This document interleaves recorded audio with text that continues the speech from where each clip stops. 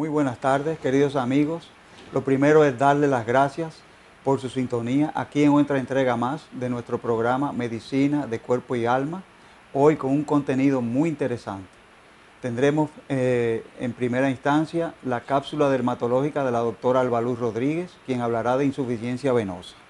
Luego la cápsula urológica, hoy con el tema de vasectomía. Y luego nuestro invitado especial, el doctor Carlos Antoni, médico internista, neurólogo, quien nos hablará sobre los accidentes vasculares.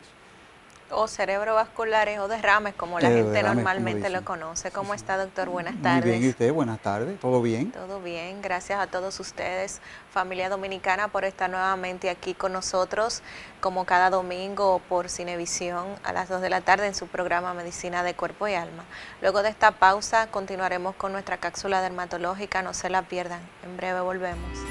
80 años de historia de superación y éxitos de nuestro banco determina que en esta etapa también estamos contigo, para que juntos pasemos la página y podamos escribir un nuevo capítulo lleno de fe y confianza en el futuro. Porque solo con tu voluntad ponemos punto y final a la historia del COVID. Vacúnate. Banreservas, el banco de todos los dominicanos. Tras intensos debates, la Cámara de Diputados aprobó esta semana en primera lectura el Código Penal de la República Dominicana. Sin embargo, el presidente de la institución, Alfredo Pacheco, informó que propondrá que la pena simple por corrupción sea de 10 a 20 años de cárcel. Asimismo, serán celebradas vistas públicas para escuchar a la población sobre el proyecto. La Comisión de Interior y Policía estudió el proyecto de ley orgánica que crea el Sistema Nacional de Seguridad Ciudadana. Por considerarlo de gran importancia, el presidente de la Cámara de Diputados, Alfredo Pacheco, asistió a una reunión de la Comisión Especial creada para estudiar el proyecto de ley especial transitoria para la terminación de obras inconclusas y de alta prioridad depositado por el Poder Ejecutivo. Mientras que la Comisión Especial de Evaluación a los aspirantes a Defensor del Pueblo conoció el informe sobre las ternas devueltas por el Senado. Cámara de Diputados de la República Dominicana. Buenas tardes, y aquí continuamos con nuestro programa Medicina de Cuerpo y Alma. Vamos a hablar en la tarde de hoy acerca de lo que es la insuficiencia venosa. Y es conocido por muchos de nosotros como problemas circulatorios. La gente relaciona los problemas de insuficiencia venosa con que sufre de la circulación. Pero realmente, ¿qué es esto? Bueno, la insuficiencia venosa es una enfermedad muy frecuente en nuestro país y ocurre porque hay una alteración en la función de las venas que se vuelven con el tiempo insuficientes. Quiere decir que no pueden llevar la sangre adecuadamente al corazón y la persona comienza a padecer de este problema. El sistema venoso tiene dos divisiones, un sistema venoso profundo y un sistema venoso superficial. ¿Por qué los dermatólogos tratamos las insuficiencias venosas? Bueno, tenemos una área en nuestra especialidad que se llama flebología y no es más que nos encargamos del estudio de las enfermedades del sistema venoso, del sistema linfático y del sistema arterial. No solamente la insuficiencia venosa, sino también de otros problemas que se encuentran en estos sistemas, pero tratamos las varices. Cuando hablamos de insuficiencia venosa y vamos a ver las imágenes, podemos hablar de la superficial, que es la que más nosotros vemos en nuestra consulta y que está compuesta por manifestaciones que podemos observar en la piel y es la presencia de las varices. La siguiente imagen podemos observar que cuando tenemos un trastorno circulatorio, insuficiencia venosa, comienzan a aparecer dilataciones en nuestras piernas que son llamadas varices. A veces simplemente se nos notan los vasos capilares, marañas o arañitas que son llamadas varícolas. Otras veces vemos simplemente el trayecto del vaso verdoso y pensamos que somos muy blancos y se nos ven las venas, pero realmente ya es una varice que el paciente tiene. La siguiente imagen podemos observar también a nivel de los pies, vemos esa maraña de vasos morados o verdosos que son manifestaciones visibles de que hay problemas circulatorios. También podemos ver varices ya formadas con su trayecto, gruesas, turgentes, y que se pueden observar tanto en los miembros superiores como en los miembros en los miembros inferiores, en la pierna y también en los muslos. ¿Qué síntomas? ¿En qué pacientes se ve la insuficiencia venosa? Bueno, los pacientes que trabajan largas jornadas de pie o sentado pueden comenzar a tener problemas de insuficiencia venosa. Las mujeres embarazadas, los obesos, pacientes con antecedentes familiares de sufrir de varices son los que se ven propensos a padecer de esta enfermedad. También la insuficiencia venosa tiene síntomas. Aparte de que el paciente se ve las varices, los vasos capilares, las arañitas y las varices per se, también el paciente tiene dolor en las piernas. Por ejemplo, es un dolor que se acentúa cuando el paciente se para y cuando levanta los miembros el dolor mejora, y es un dolor que el paciente refiere que tiene dolor en las piernas, me duelen las piernas. Otra de los síntomas es la sensación de hormigueo o cosquilleo en las piernas, también sienten las piernas acalambradas y también un caliente en la planta de los pies. Los pacientes con insuficiencia venosa refieren que tienen caliente en la planta de los pies. También pueden presentar picazón. Hay pacientes que se quejan de prurito o picazón en el área donde se encuentran las varices. ¿Qué nosotros debemos de hacer? Si la insuficiencia es superficial, puede ser muy manifiesta en la piel. Si es del sistema profundo, tal vez el paciente tenga los síntomas, pero no tenga ninguna manifestación en la piel. Quiere decir que tenga las piernas sin ninguna lesión, sin ningún vaso, pero si tiene dolor, si tiene calambres. Otra cosa que nosotros podemos ver también es que las piernas se tornan de un color negruzco, con manchas negruzcas en la parte más distales de las piernas, y eso es un dato importante de que hay trastorno en la circulación. Los pacientes que tienen estos síntomas deben ser vistos por un médico vascular o un flebólogo. Los dermatólogos tenemos la especialidad de tratar las insuficiencias venosas superficiales. ¿Por qué? Muchas veces estas no progresan a complicaciones y son meramente estéticas. Muchas de nosotras, principalmente las mujeres, no les gusta verse los vasos capilares ni las arañitas, entonces se sienten con un complejo de ponerse ropa corta o vestidos o de mostrar sus piernas porque la situación le crea complejidad. Otras veces realmente las insuficiencias venosas no son solamente estéticas, sino que pueden progresar. ¿Y qué puede pasar? Bueno, puede pasar que la persona comience a tener infecciones en las piernas como las erisipelas, la celulitis.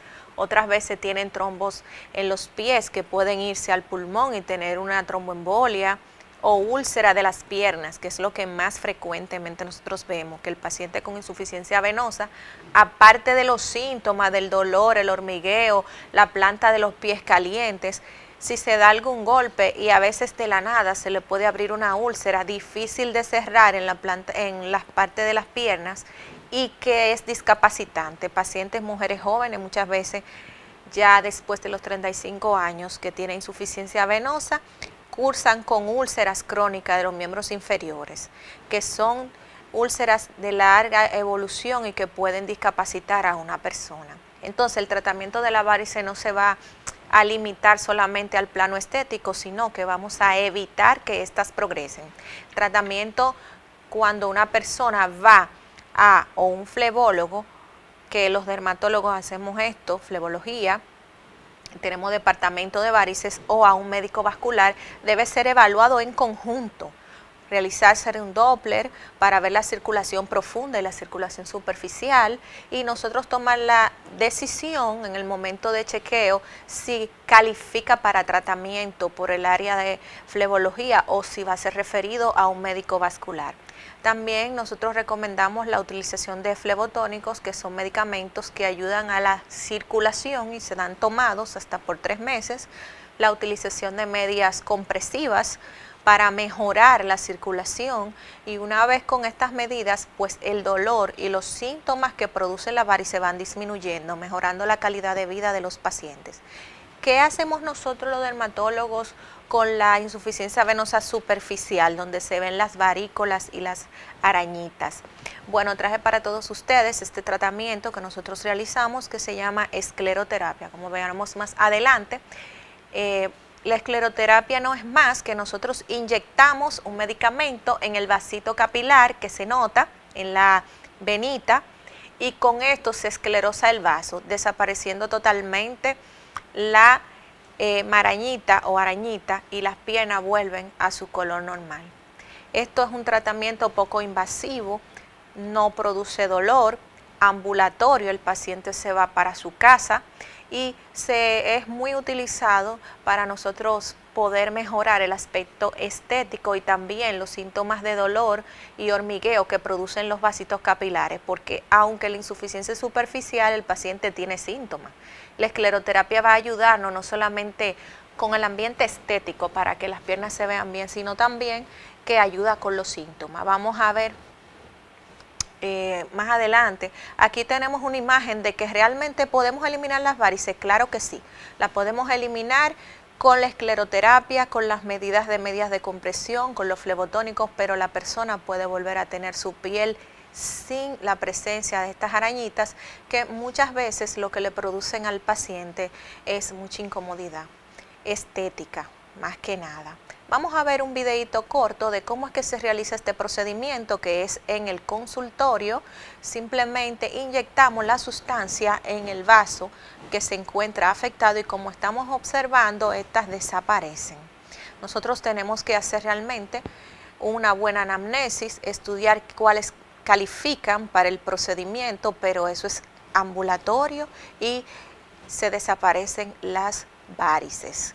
¿Qué pasa? Que tenemos que recalcar que el paciente tiene que seguir usando sus medidas de compresión, tomándose su tratamiento y visitando pues su médico flebólogo para que no le vuelvan a salir, porque resulta que la escleroterapia es excelente, las piernas vuelven a verse bonitas, las mujeres se sienten bien porque tienen sus piernas limpias, pueden tener una mejoría del aspecto estético de las piernas, pero si no utilizan sus medidas de compresión y si no hacen una conciencia de que hay un trastorno de base, puede ser que le vuelvan a aparecer. Hasta aquí mi cápsula en el día de hoy acerca de la insuficiencia venosa. Sigan con nuestro programa Medicina de Cuerpo y Alma y vamos luego de esta pausa a continuar con nuestro colega, el doctor Juan Carlos Estrella, que nos estará hablando acerca de la vasectomía. Así que continúen con nuestro programa, en breve volvemos. 80 años de historia de superación y éxitos de nuestro banco determina que en esta etapa también estamos contigo, para que juntos pasemos la página y podamos escribir un nuevo capítulo lleno de fe y confianza en el futuro. Porque solo con tu voluntad ponemos punto y final a la historia del COVID. Vacúnate. Banreservas, el banco de todos los dominicanos. Muy buenas tardes, queridos amigos, y proseguimos con el contenido de nuestro programa Medicina de Cuerpo y Alma, hoy con la cápsula urológica acerca de la vasectomía. La vasectomía es un término conocido por todos que se usa para las personas, los hombres en este caso, que no desean tener más descendencia. Vasectomía, etimológicamente, es una palabra que viene del griego vasa, que quiere decir conducto, y tomos, cortar, es decir, cortar el conducto por donde salen los espermatozoides. La vasectomía tiene sus orígenes desde 1823, cuando en Inglaterra el doctor Ashley Cooper empezaba a hacer experimentos en perros, era un cirujano. En 1921, Steinach, un alemán, la hacía en Europa para fines de rejuvenecimiento de los hombres. Fíjense qué cosa, hacían la vasectomía con fines de rejuvenecimiento. Pero no es hasta 1960, en los años 60, cuando en China el doctor Li Xun-Quan empezó a hacer la vasectomía por un método muy poco invasivo. Y en nuestra época, en Occidente, en los años 80, en los años de 1980, el doctor Goldstein en New York comenzó a hacer la vasectomía mínimamente invasiva, que se conoce hoy como vasectomía sin bisturí. Hemos de recordar también que en la época de la Alemania nazi se hacía la vasectomía muy bruscamente a ciertas minorías étnicas como judíos y gitanos como un método de controlar su descendencia y su propagación. Todavía el método de control familiar sigue siendo la salpingoclesis o ligadura de las trompas de falopio en la mujer. Estadísticamente en los países industrializados se habla de que un 60-70% sigue siendo la ligadura tubárica y solamente un 30% la vasectomía en hombres. Pero en nuestras sociedades en vías de desarrollo, como en República Dominicana incluyendo, la ligadura de trompa sigue siendo hasta un 90% estadísticamente y un 10% en los hombres. Hay mitos y factores acerca de la vasectomía. Por ejemplo, se hablaba de que la vasectomía tenía cierta influencia sobre la erección. La vasectomía no influye en nada absolutamente la erección. La vasectomía solamente influye en el espermatozoide, en la cantidad de espermatozoides, ni siquiera en el volumen de semen. O sea que un hombre que sea vasectomizado no notará diferencia en cuanto al volumen, a la cantidad de su semen. ¿Por qué? Porque un 75% del semen viene de las vesículas seminales, un 24.5% viene de la próstata, el licor prostático, y un 0.5 o 1% viene del epidídimo y del testículo. Es decir, que si usted se hace la vasectomía, no notará ningún cambio en la cantidad del volumen de la cantidad de semen. No es una causa de cáncer de próstata, como algunos estudios una vez, a final del siglo XX, se hablaba de que la vasectomía podía conllevar a la larga cáncer de próstata. Esto después fue completamente descartado. No es causa de aumento del colesterol ni de aumento de las enfermedades cardiovasculares. También eso está completamente descartado. Es teóricamente reversible a través de un procedimiento que se llama vasovasostomía o deferentovasostomía, que es la reconexión con sutura del vaso deferente que ha sido previamente cortado. Se recomienda la información de la pareja del hombre, tener por lo menos 30 años de edad, tener por lo menos 2 hijos y tener en cuenta los años de unión matrimonial, ya que en los primeros 10 años, 7 a 10 años de la unión matrimonial es que suceden la mayoría de los divorcios, estadísticamente. La vasectomía tampoco influye sobre la producción de testosterona. Cuando se realiza la vasectomía, el hombre sigue produciendo espermatozoides. Lo que pasa es que estos espermatozoides son reabsorbidos a nivel ya epididimario y a nivel de vaso deferente previamente a donde ha sido ligado por un proceso que se llama fagocitosis. Hay que tener en cuenta también que la vasectomía no protege en contra de las enfermedades transmitidas sexualmente, solamente protege en contra del embarazo. Así que las parejas tienen que seguirse cuidando en cuanto a la transmisión de enfermedades sexuales. Durante un tiempo prudente de varias semanas, y hay que seguir usando el método anticonceptivo que se usaba previa a la vasectomía. ¿Por qué? Porque puede haber todavía esperma en alguna parte del conducto y al ser expulsado la señora puede quedar embarazada. Hay que seguir usando el mismo método anticonceptivo y después de un número de eyaculaciones prudentes, entonces se hace un espermatograma y cuando haya zoospermia, entonces ya se da rienda suelta. La recanalización es más exitosa dependiendo del tiempo que haya pasado. Menos de 7 años es bastante exitosa. Recordemos que hay varios tipos de vasectomía. La vasectomía es la vasectomía con bisturí y la vasectomía sin bisturí o mínimamente invasiva, que es la que se usa actualmente. Hay ciertas complicaciones que son mínimas, como el hematoma escrotal, el dolor, puede haber una pequeña infección de la herida, retención de seroma en la heridita, pero son cosas que se resuelven fácilmente.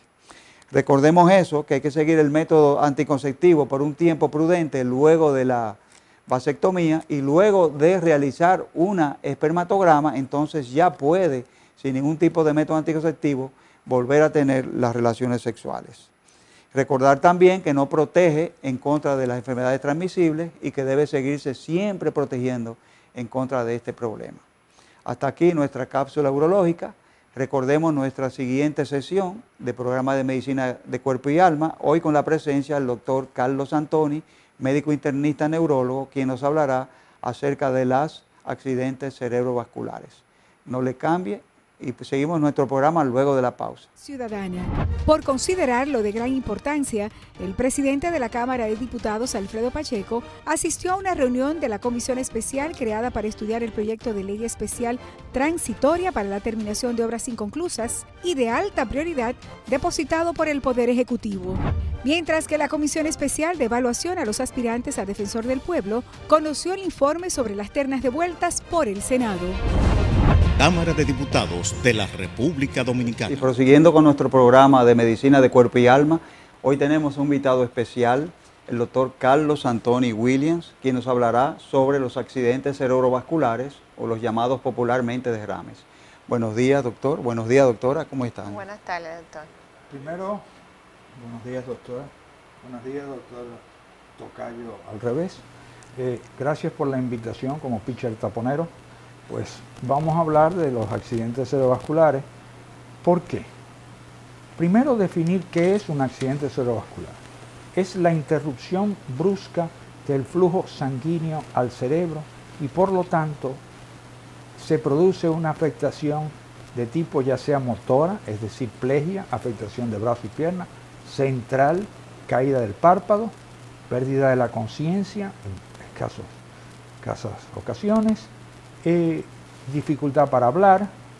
Esto puede ser súbito cuando hablamos de la tercera división, porque hay una división que hay que hacer, isquémico, trombótico y hemorrágico, cuando se rompe un aneurisma o hay una crisis hipertensiva, o isquémico, que puede ser lento, insidioso, que no se le presta atención y puede producir ciertas alteraciones, como por ejemplo sensación de dificultad para hablar, sensación de que se le adormece una mano o una pierna o el lado entero, eso se llama hemiplegia.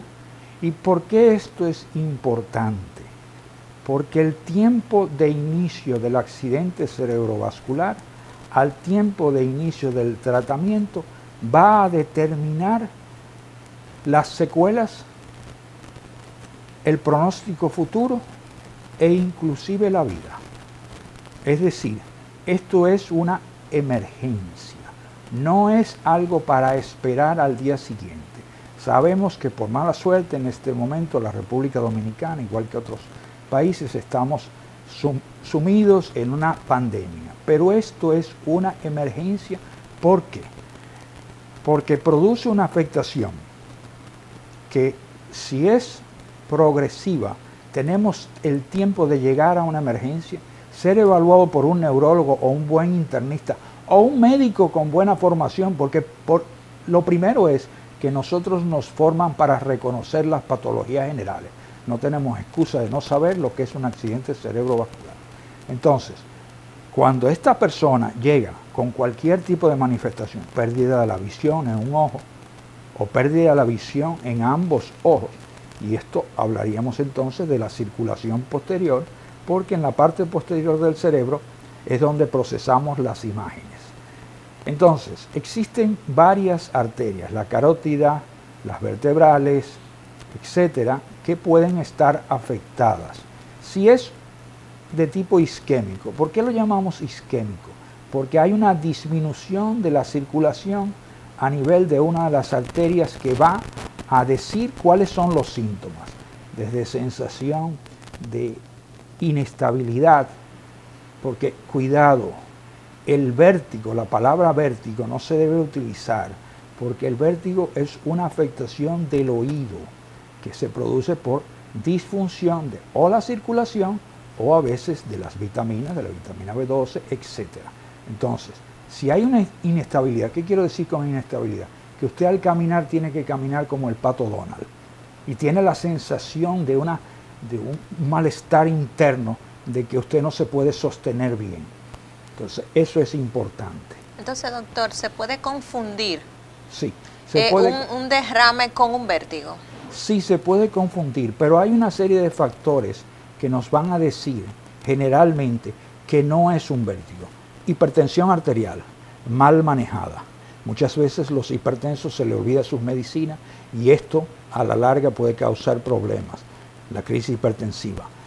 Trastornos de tipo diabetes, dislipidemias, o sea, los que les gustan mucho las grasas, su cerdito por aquí y por allá, eso no tiene nada de malo siempre y cuando no sea en grandes cantidades.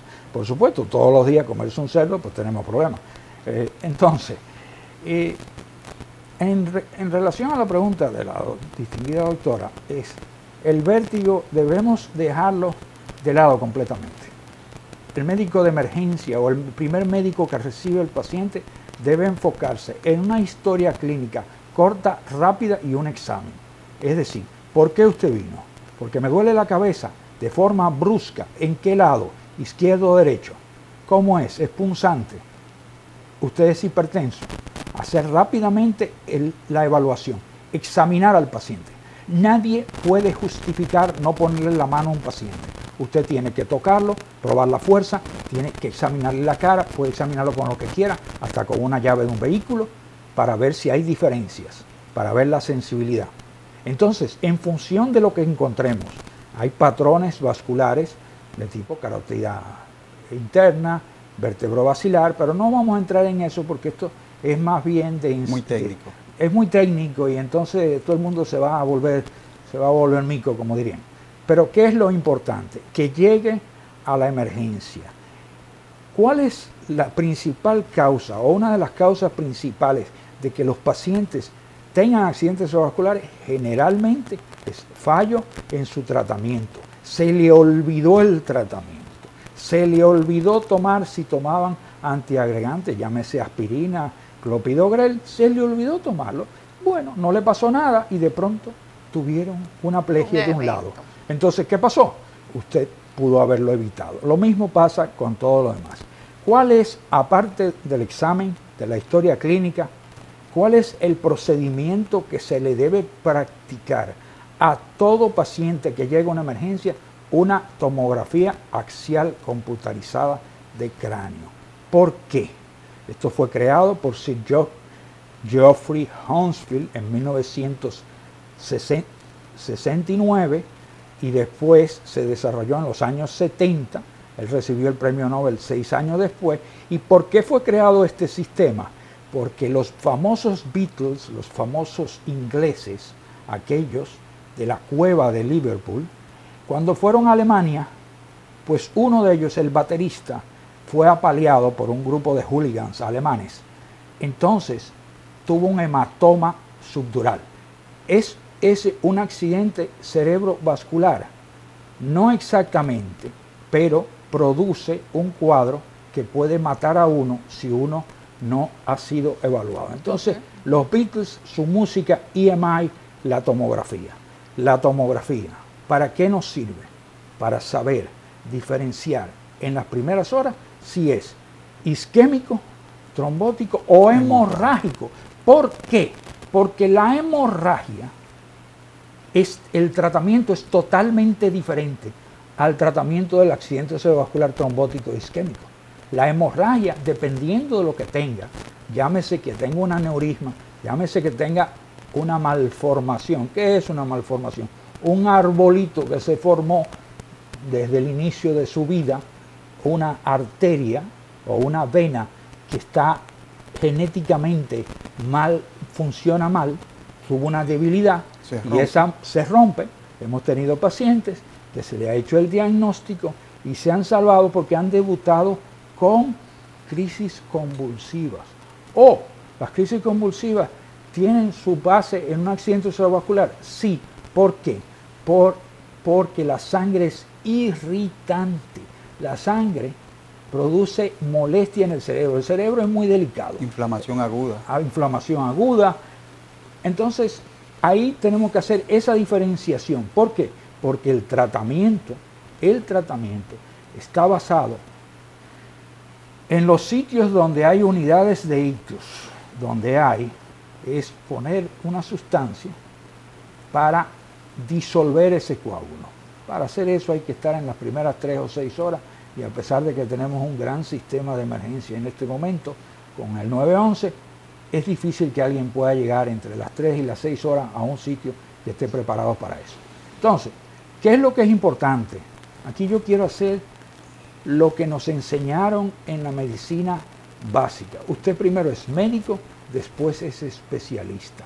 Si un señor mayor, estamos hablando de 80, 90 años, le llega confundido que está hablando, que dicen que se volvió loco, que está haciendo tontería, que sí o qué. No.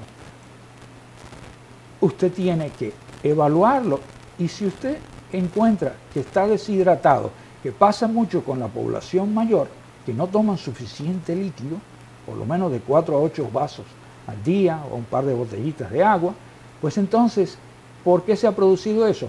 Por hipoperfusión, es decir, ha habido una disminución de la circulación sanguínea que llega al cerebro. Las arterias a ciertas edades ya están rígidas, no tienen capacidad para manejar esos cambios. Entonces no llega suficiente sangre. Y las arteriolas, las chiquiticas, que son las perforantes, las que entran, no pueden llevar la sangre. Y al no poderla llevar, pues va a haber eso. Y usted, con solamente hidratar al paciente, hidratarlo, usted va a ver un cambio antes de usted hacer decisiones peligrosas. Doctor, y para edificar la familia dominicana, ¿cuáles son los 3 síntomas, pudiéramos decir, más frecuentes que alertan ante la presencia de un accidente vasculocerebral? ¿Cuáles son los síntomas más frecuentes de su experiencia? O derrame, vamos a decirle así, que la gente lo pero conoce como el término de derrame yo lo acepto más que la apoplejía, porque el derrame en última instancia es que se salga algo, que se salga el agua, y es verdad, en el hemorrágico sale sangre. ¿Cuáles son? Lo que más uno ve, la afectación de los miembros, es decir, el brazo y la pierna, o el brazo solo, donde pierde la fuerza. En realidad, no tanto pierde la fuerza, es cuando usted lo examina, le pide que apriete la mano, usted nota que no tiene la misma fuerza, por un lado. Lo mismo le pasa con la pierna. Quizás esa es la parte más importante, se llama la plegia. Centrales, digamos en la cara, una desviación de la comisura labial hacia el lado contrario de donde se produjo la alteración. Es decir, si yo desvío la boca así, es porque tengo la alteración del lado izquierdo, y si yo la desvío hacia el lado izquierdo, es porque tengo la alteración de este lado. Una ptosis palpebral, donde se cae el párpado. La ptosis palpebral es un signo un poquito ominoso, porque significa que en la parte posterior puede haber una trombosis, o sea, puede haber una trombosis de los senos venosos, y esa es bastante peligrosa. Entonces, digamos que la afectación motora de los miembros superiores del lado derecho generalmente, pero hay a veces del lado izquierdo. Que la gente siente la pérdida de la fuerza de ese lado. Básicamente. Entonces, ¿qué estaba haciendo usted ayer? Yo estaba bien, yo estaba caminando, pero hoy me levanté que no puedo sostener la pierna, no me puedo poner de pie. Ese es un signo, y se produce muchas veces de noche, porque de noche todos sabemos que el ritmo circadiano, y hay una serie que hay hipoperfusión. Nosotros, cuando nos entrenamos, pasábamos una experiencia bastante desagradable, porque nuestros colegas, que ya vino un distinguido colega, el doctor Rivera, cuando operaban, muchas veces allá en nuestro entrenamiento, no se hidrataba bien, y entonces nos llamaban a las 11, a las 12 de la noche que alguien tenía una plegia, y era porque era un señor mayor que no había sido bien hidratado y tenía un accidente cerebrovascular isquémico. Entonces, eso uno diría, la cara, desviación de la comisura labial, caída del párpado. A veces hay sordera, pero eso es más difícil, porque yo estoy entendiendo, pero no me puedo comunicar, que se llama afasia. Es cuando yo trato de comunicarme y estoy hablando como un borracho, estropajoso, pero no he tomado alcohol. Entonces, también los trastornos del habla son muy frecuentes, la disfasia. Sí. Y hay una que tú sabes lo que quieres decir, pero no lo puedes decir, y hay otra que tú no puedes, no sabes lo que quieres decir. Dependiendo de cuál sea la arteria que esté afectada. Pero yo diría que lo que tiene que tener la población dominicana, claro, es que un señor que tiene, porque es muy raro ver a alguien que no tenía ninguna patología, que no era hipertenso, que no era diabético, que no era hipercolesterolémico, etc. Hay, por supuesto, algo que hay que mencionar, que es el alcoholismo. El alcoholismo, el tabaquismo, el tabaco hay afectación. Y el alcoholismo, que somos un país que, bueno, producimos mucho alcohol y todo eso, nuestro deporte nacional, para no decir otra cosa, me van a matar por esto, pero bueno. Pero, ¿qué pasa con el alcoholismo? El alcoholismo produce una alteración de el hígado, pero también va afectando al cerebro en su esencia, lo va alterando neuroquímicamente y puede producir una alteración, como se llama la de Korsakoff, etc. Y entonces uno tiene que tomar en consideración todo eso. Entonces, ¿dónde uno resumiría las cosas con claridad? Algo es lento y progresivo y otro es agudo. Pero existen accidentes cerebrovasculares agudos. Nosotros hemos visto por mala suerte trastornos de tronco, que se dilatan las pupilas y no hay nada que hacer. Fallece el paciente. Y fallece el paciente. Ahí Sí. está parapléjico. No da tiempo. Doctor, también se habla de los famosos TIAs, los isquémicos, los ataques isquémicos transitorios. ¿El síntoma más frecuente es la confusión en el TIA o que un tipo sale, se le olvida dónde va, se le olvida quién es, sale a caminar? No, no necesariamente. Los síntomas generalmente más frecuentes son de tipo motores. Lo que pasa es que eso que usted ha explicado tiene importancia porque si usted se desorienta, o sea, si usted tiene una desorientación repetitiva, es decir, usted salió para un sitio y no llegó, hay dos cosas que hay que pensar. ¿Se le olvidó o hubo alguna otra cosa? Para mí, el elemento más importante es ver si es repetitivo y es discapacitante, porque vamos a dejarnos de cosas. Muchas veces se nos olvida coger para un sitio, pero tenemos una serie de elementos en nuestro cerebro que estamos pensando y se nos olvida ir. Donde más se olvidan las cosas es cuando usted va al supermercado y tiene que comprar una cosa y entonces le dicen, te puse un papel, te dije 700 veces lo que comprara y no lo compró. Eso no quiere decir que tenga un TIA. Pero, ¿qué es lo importante del TIA? El TIA, el ataque isquémico transitorio, es reversible. La ventaja espontáneamente. Es que espontáneamente, y si usted lo agarró a tiempo, lo hidrató, lo antiagregó, toda una serie de cosas, entonces usted va a poder evitar lo que viene después. Ahí hay que mencionar algo. Antes se decía que no se debía rehabilitar a la persona desde el principio. Eso no es verdad ya. Desde el primer momento que alguien tiene un accidente cerebrovascular, se debe comenzar la rehabilitación. Pasiva, activa, ¿por qué? Porque si no, se va a producir una afectación que no va a permitir que usted estire el brazo, estire la pierna, va a haber dolor, porque hay contractura, porque hay que recordar cuál es el mecanismo. El músculo que tira y el que estira. Solamente que se pensaba antes que un músculo que no se ejercitaba se degeneraba, se atrofiaba, pero hoy se sabe también que un músculo que no recibe inervación nerviosa también entra en hipoplasia, en degeneración. Entra en alteración. Y por eso especialmente si no tiene una vascularización adecuada, se afecta. Doctora, ¿a qué edad es más frecuente ustedes los neurólogos reciben este tipo de emergencias? Por encima, de acuerdo a las estadísticas, por encima de los 55 años. Pero en realidad, la mayor parte que uno recibe es por encima de los 60, 70 años. Uno recibe en esa franja de edad, de los 50 a 55, un grupo importante. Pero generalmente 60, 70 es por donde uno ve más. Lo que pasa es que ahora nuestra práctica está dividida, digamos que tenemos a los geriatras que manejan a la edad, pero total, nosotros, igual que ustedes, estamos entrenados para cualquier edad, es decir, desde el niño, el adolescente, hasta la persona de 90 años. Entonces, es más o menos así. Pero también hay que tomar en consideración cuáles son los antecedentes. Yo he visto accidentes cerebrovasculares quizás que no se encuentran, entre comillas, antecedentes, pero cuando usted comienza a investigar y usted mira hacia atrás, hay una historia familiar, hay una serie de problemas, entonces usted encuentra que hay algo que lo está produciendo. Que en este caso se podría presentar antes de la edad. Sí, nosotros hemos visto accidentes cerebrovasculares en pacientes bastante jóvenes. Yo lo voy a poner de esta forma. En los pacientes jóvenes no tienen los mecanismos de protección que tiene el, vamos a ponerlo de esta forma, todo el que ha pasado de cierta edad, ya hay cambios arteriolares, cambios vasculares que nos protegen, porque nos dan una reperfusión. Pero en un individuo de 20 o 30 años eso no existe. Por eso es que los infartos del miocardio en el individuo joven, de menos de 30 o 20 años, son, por decirlo, fatales.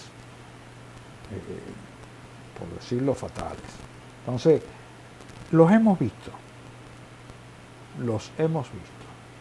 Pero generalmente hay también un elemento familiar. Usted y yo comentábamos, y puede haber falsemia, por ejemplo. La falsemia es importante, porque la falsemia es una alteración hematológica que condiciona a un fallo de tipo vascular. Entonces ahí entra algo interesante. Habíamos hablado de la tomografía y hablamos del Doppler transcranial, que tenemos expertos en la República Dominicana, pero que especialmente trabajan en el diagnóstico de muerte cerebral. Pero el Doppler transcranial permite manejar el flujo intracraneal y ver si hay una disminución, que no lo permite la parte anatómica, porque una tomografía, una resonancia, son estudios estáticos, anatómicos. Los estudios que son fisiológicos, que son dinámicos, ¿no? La mejor palabra, es el Doppler transcranial, la ecografía de tipo carotidia y vértebro-basilar para ver las placas, porque esas nos están dando una información que está fluyendo. Que no nos otorga la tomografía. No, ni la tomografía lo único que nos da es qué pasó, si está ahí. Y hay algo que hay que tener importancia, yo quiero hacer énfasis, cuidado. No necesariamente tenemos que poner un tratamiento en las primeras horas de forma agresiva, porque hay un problema. Muchos accidentes cerebrovasculares, hasta en un 25%, se convierten en hemorrágicos en las primeras horas. Por lo tanto, hidratar, tratar las alteraciones, tratar la hipertensión. La hipertensión es esencial, se debe tratar. Tratar de bajarla a niveles adecuados, nunca bajarlo tan bajo que se produzca una hipoperfusión, que empeora el cuadro. Va a empeorar el cuadro porque una isquemia crónica.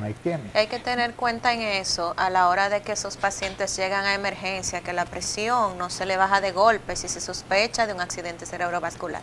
Bueno, estamos en nuestro segmento conversando con el invitado. Hoy en nuestro programa Medicina de Cuerpo y Alma estamos felices con la visita del doctor Santoni, médico neurólogo, con quien estamos compartiendo el tema de los accidentes cerebrovasculares y o lo que conocemos como derrame. Luego de esta pausa vamos a continuar con nuestro programa y nuestra entrevista con el doctor Santoni. No se lo pierdan, volvemos en breve.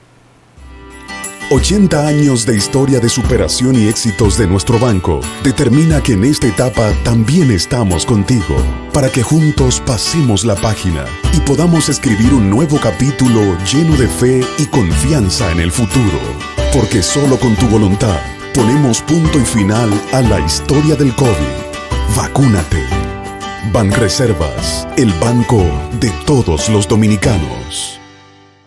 La tarde de hoy con nuestro programa Medicina de Cuerpo y Alma y seguimos con el doctor Santoni, médico neurólogo, quien nos está hablando acerca de los accidentes cerebrovasculares o conocidos en la población como los derrames cerebrales. A continuación vamos a ver un video que nos trajo el doctor Santoni acerca de cuáles son los mecanismos por los cuales se producen este tipo de enfermedades. Así que vamos a presentar nuestro video a continuación. Una apoplejía puede ocurrir cuando una obstrucción, como un coágulo de sangre, se traslada desde otra parte del cuerpo y se aloja dentro de una arteria en el cerebro.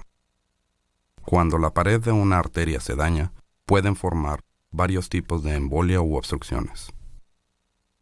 La embolia puede estar formada de varias sustancias como plaquetas, elementos en la sangre que ayudan a coagularse, coágulos de sangre que se formaron en cualquier otro lugar y llegaron al área dañada, colesterol o una combinación de los mismos. Por ejemplo, se forma una embolia en la arteria carótida y se desprende, viajando hacia el cerebro, donde eventualmente se alojará. La arteria bloqueada priva al cerebro de oxígeno, lo que ocasiona daños al tejido que lo rodea. El resultado es una apoplejía.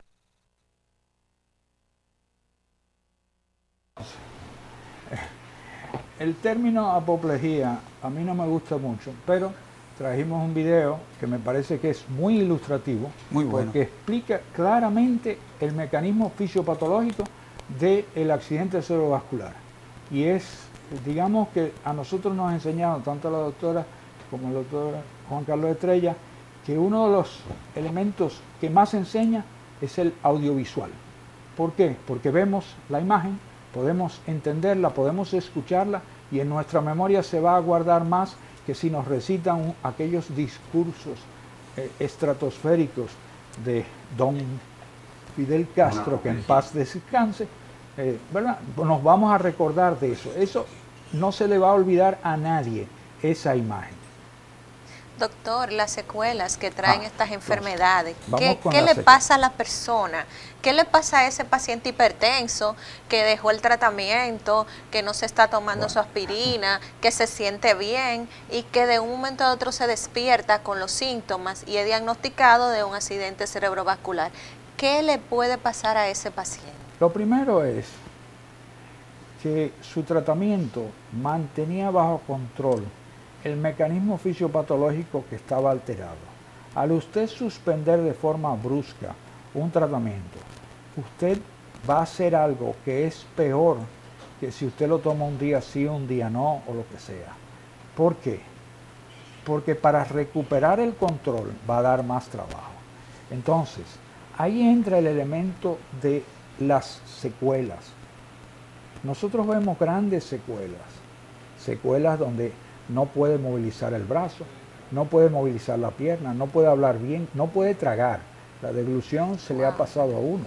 Quizás es el elemento más importante porque entonces al no poder tragar solamente tolera líquidos y usted a base de líquidos solamente no puede mantenerse, usted necesita los sólidos. Pero hay esa dificultad. Entonces, ¿dónde va el enfoque de este programa y de los consejos que uno pueda dar? A no dejar su tratamiento ni que usted se sienta bien. El médico está para usted intercambiar con él. Mire, yo no estoy de acuerdo con esto. Explíqueme como dirían en castellano, en español. No me hable muy científicamente. Uno tiene que bajar al nivel, explicarle para que la persona entienda, salga del consultorio, salga de la emergencia, lo que sea, con un conocimiento de su problema.